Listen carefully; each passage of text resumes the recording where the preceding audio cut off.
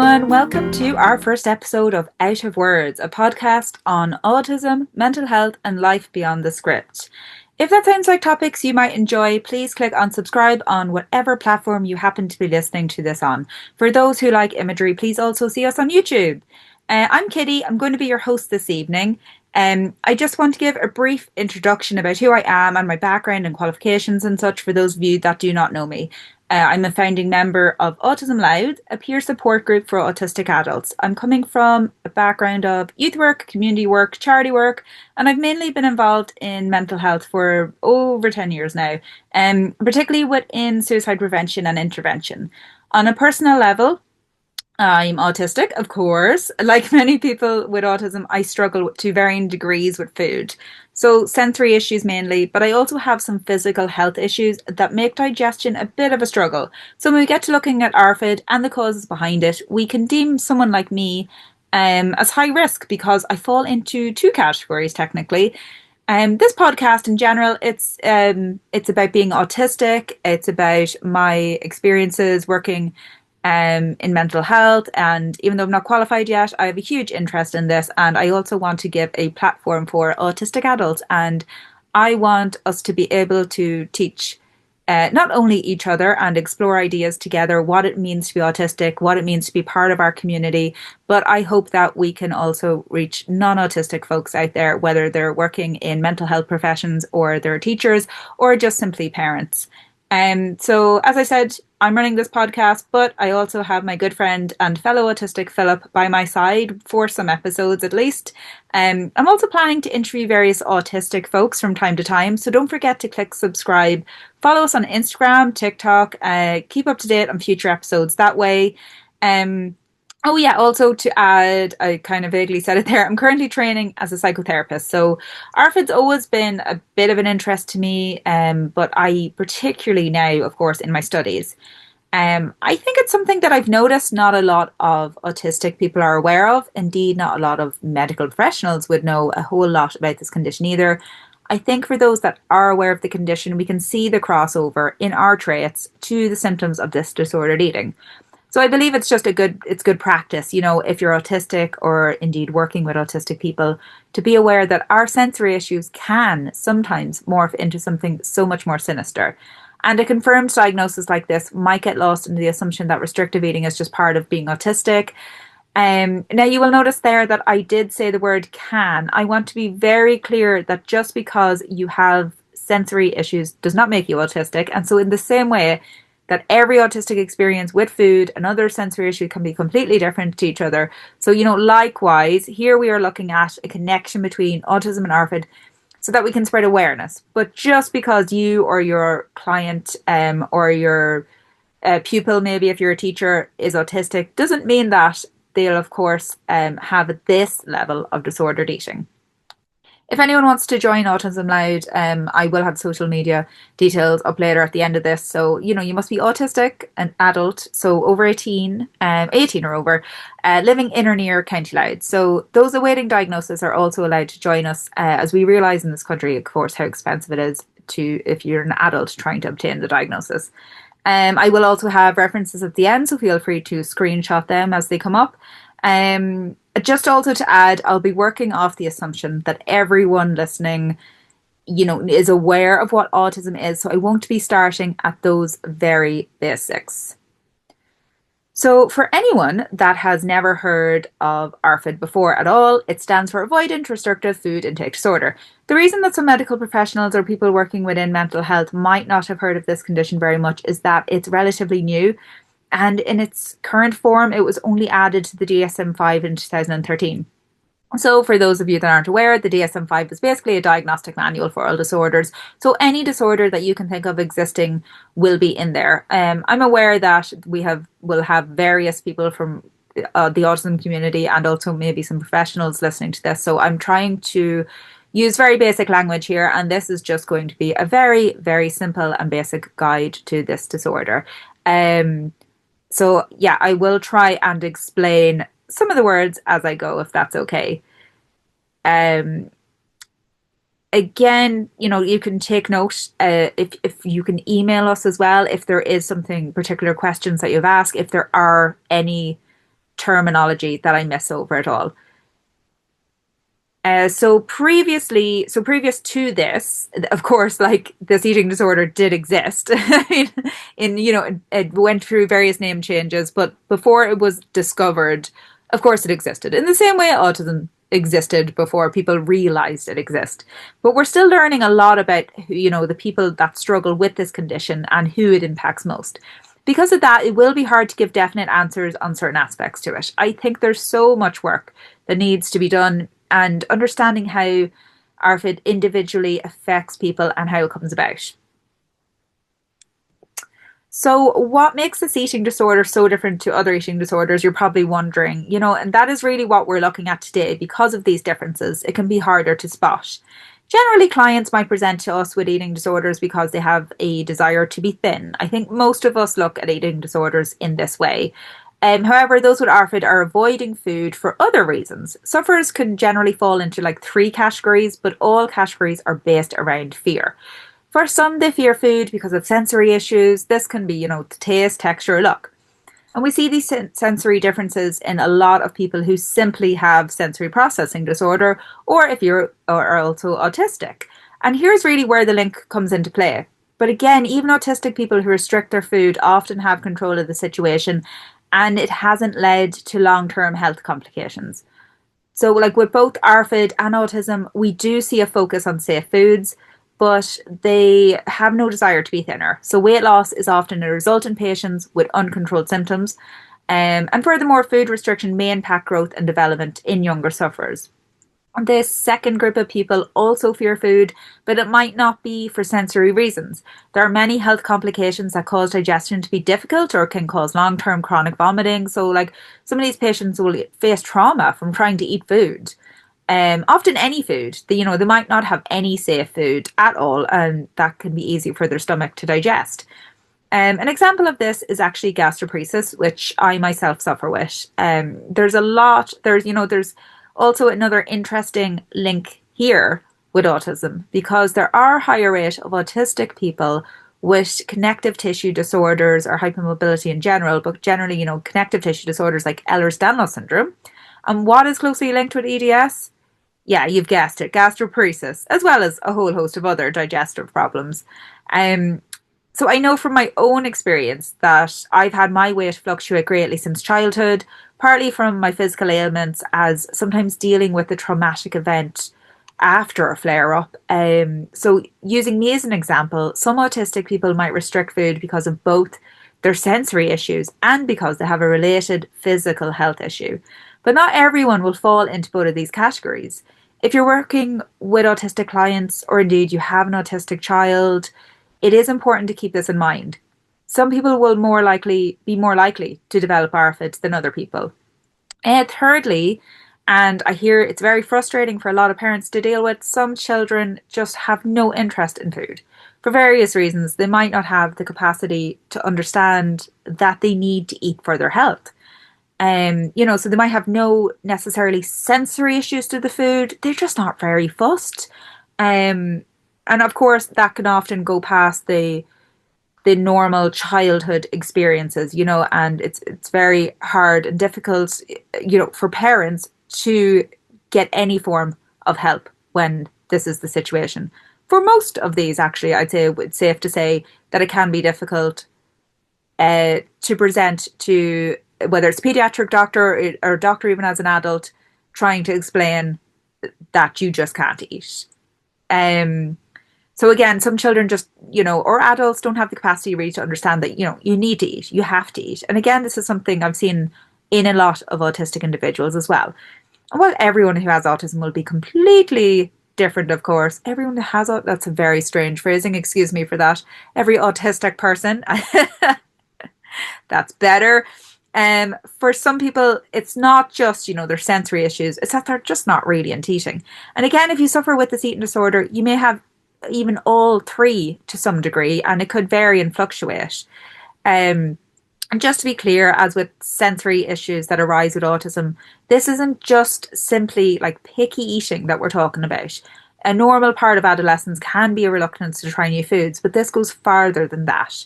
So, like, another reason, of course, that it's often missed by pediatric doctors is because they don't recognize these restrictive issues as something bigger. And I think we all know that from even looking at things like sensory processing disorder, which can often be dismissed as natural childhood.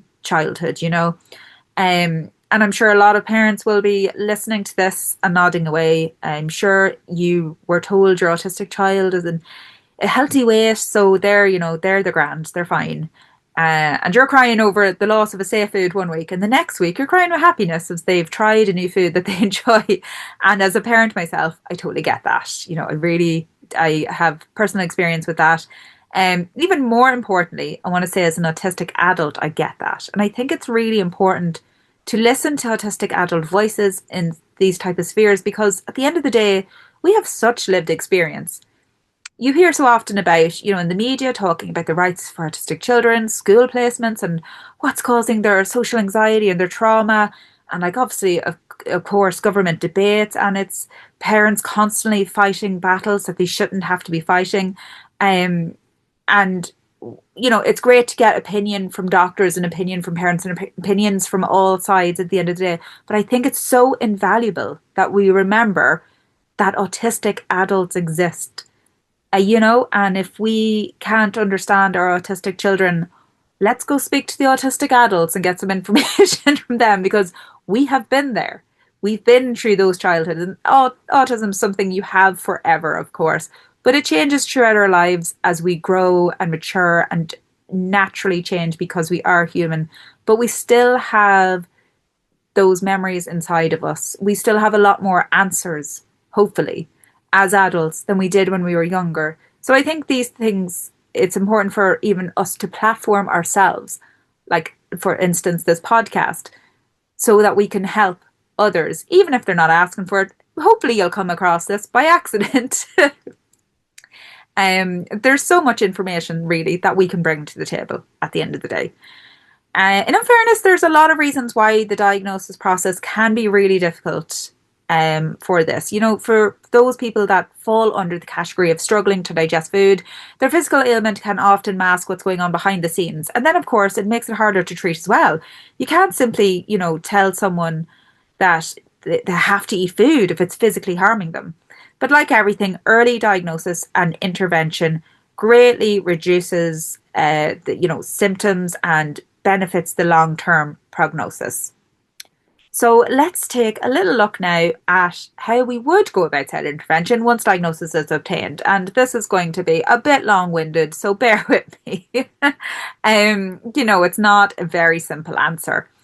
While ARFID can develop in very young children, issues often persist in adulthood, especially without treatment. So treatment often focuses around exposure therapy and other behavioural techniques. While there isn't much current evidence to support the use of one singular treatment, the belief around utilising exposure therapy for eating disorders is based on treating the underlying anxiety. That said, some researchers believe that the lack of substantial evidence can be explained in part by a therapist's unwillingness to even attempt exposure therapy in the first place, or when it's considered diluted in a way that affects its clinical efficiency.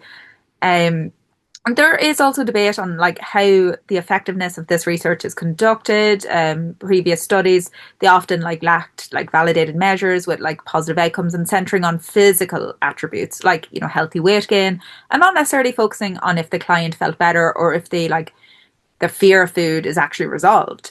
And I know for many of us that have had clients in the past under any capacity, with eating disorders, that we can see the similarity in treatment where some sufferers will tell you that they feel like they're faking being better because their brain just isn't there yet. Even though in the scales their body's recovering, the brain often has to catch up with the progress made.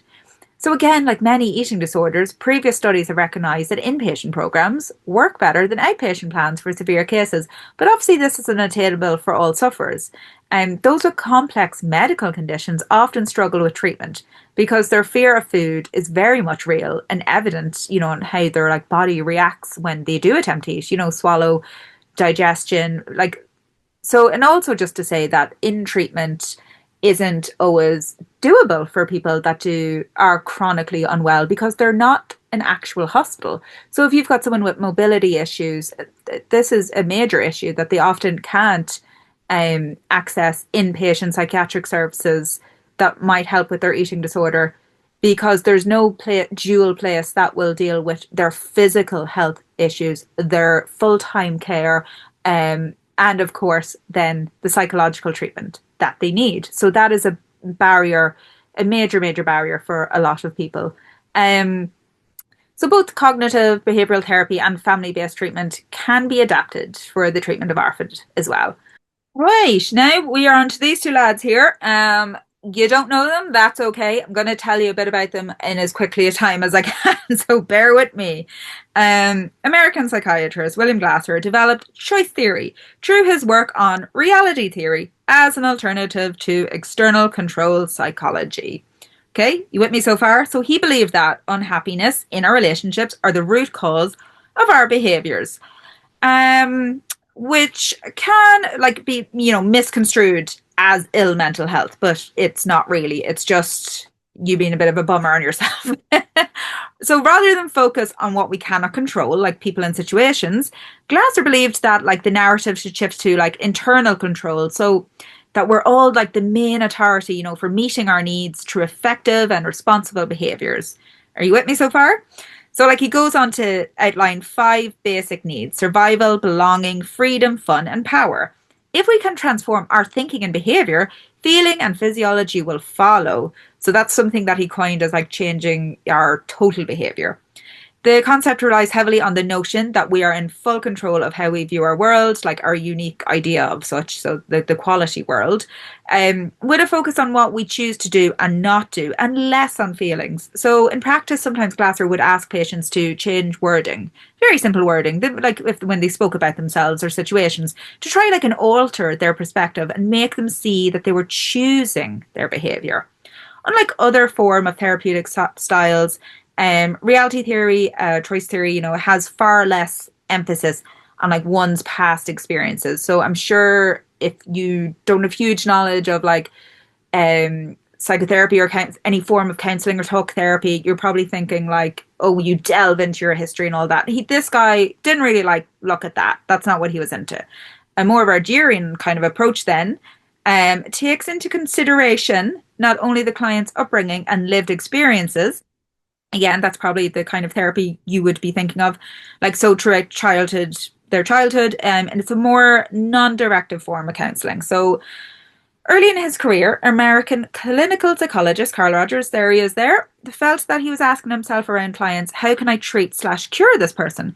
Later, his focus became more based on how like the client could use the therapeutic relationship for personal growth and development through like an empathetic approach, such as unconditional positive regard.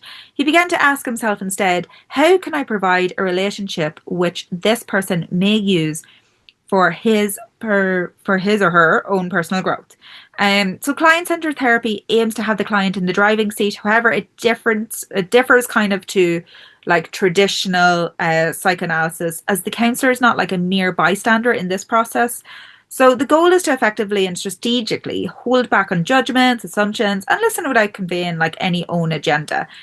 So for this to unfold, real congruence must always be on the forefront of the participant's mind, or the practitioner's mind even, sorry.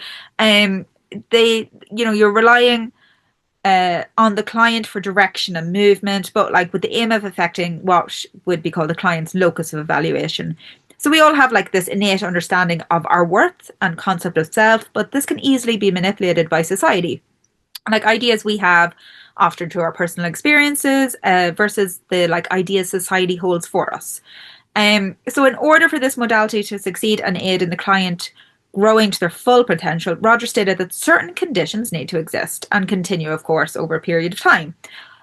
So these conditions are basically what you would probably see as normal counselling. So 2 people, client and therapist, in a psychological contract. So you can probably just picture that in your mind, 2 people in a room.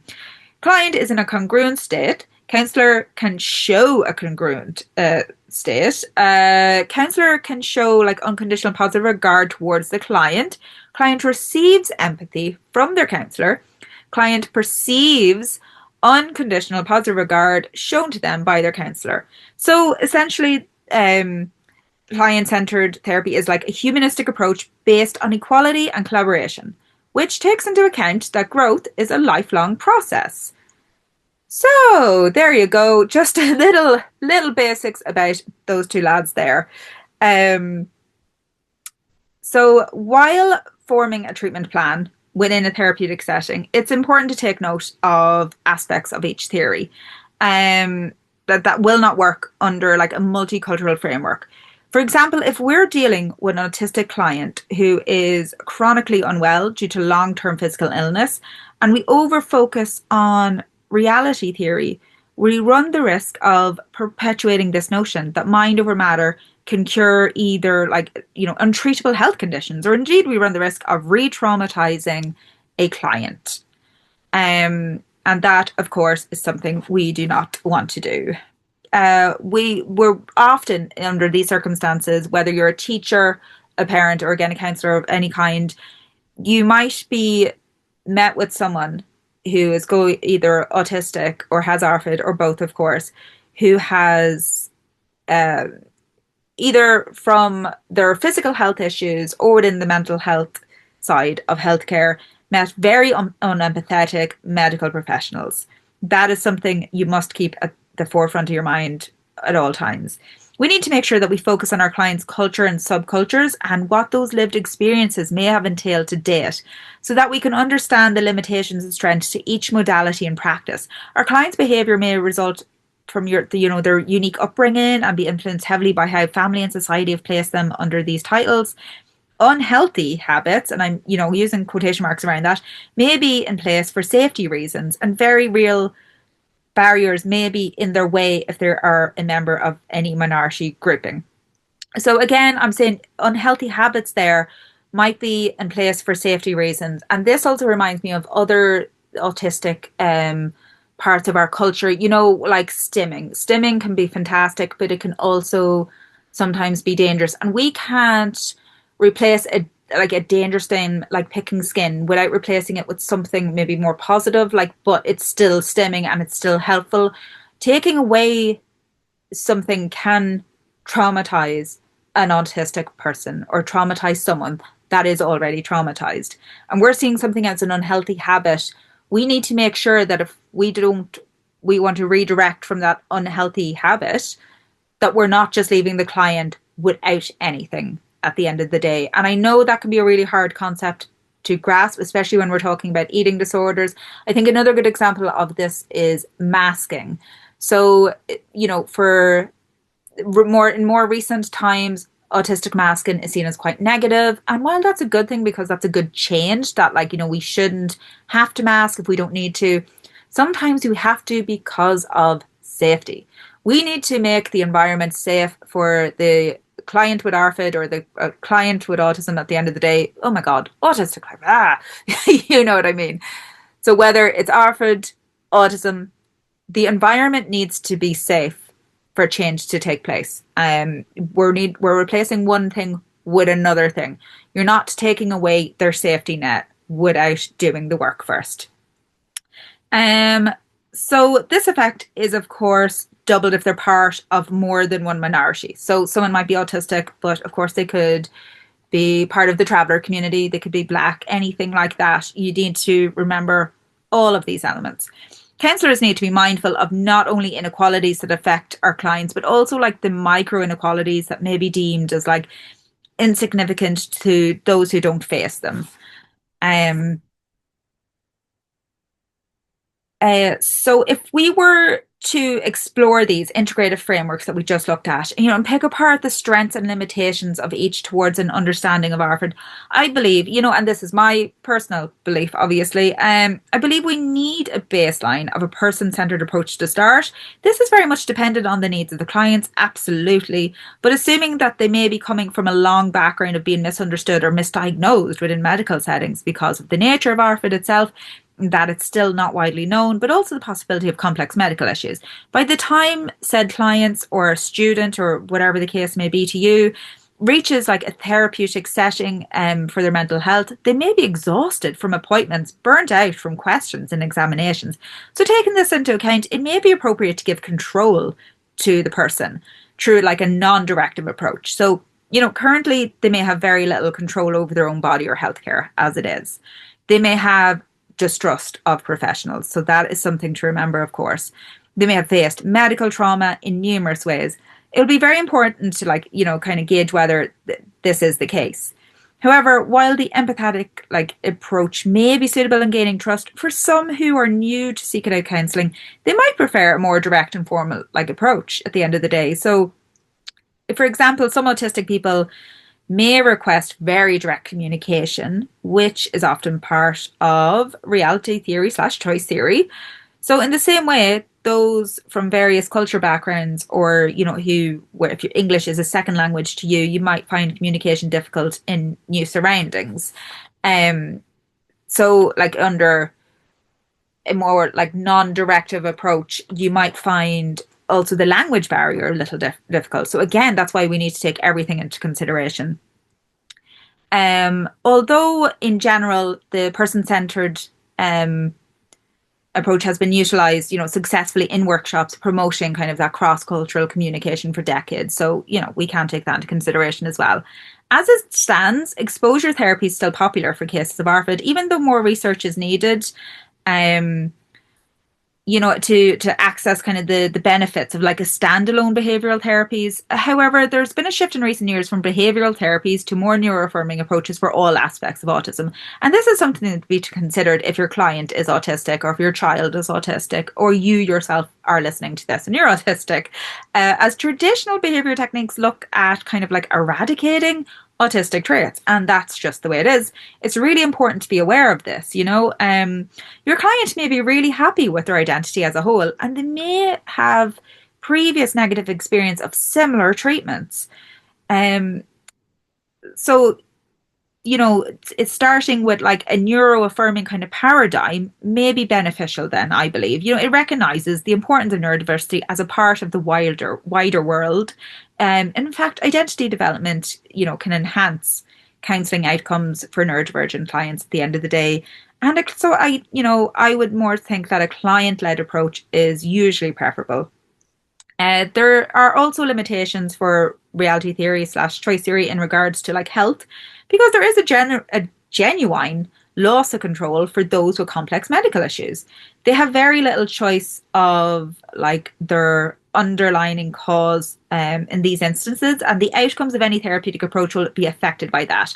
So indeed, choice theory doesn't tend to look much at causes or client history.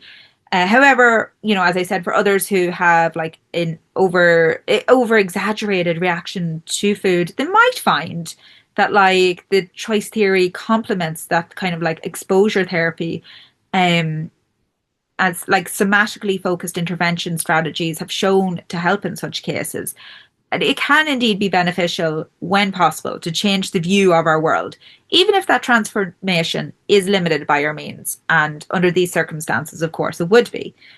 Perhaps for many clients, the goal won't be total resolution. And indeed, if external obstacles like ill physical health are present, this may be the case.